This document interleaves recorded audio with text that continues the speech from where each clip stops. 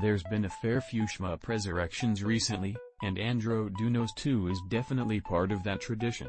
A sequel to a Neo Geo game from 1992, you would have thought it came straight from the 90s, rather than something released in 2022.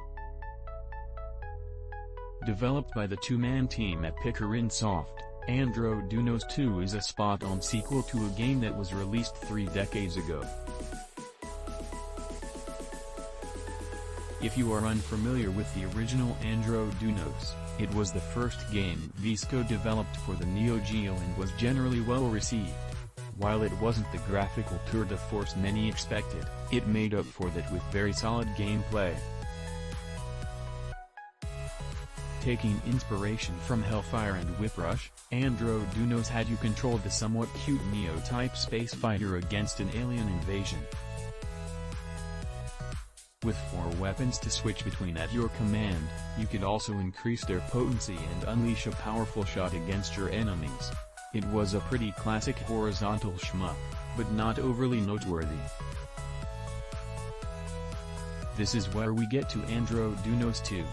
Fundamentally, it takes the same basic structure from the original game but extends past that by some degree.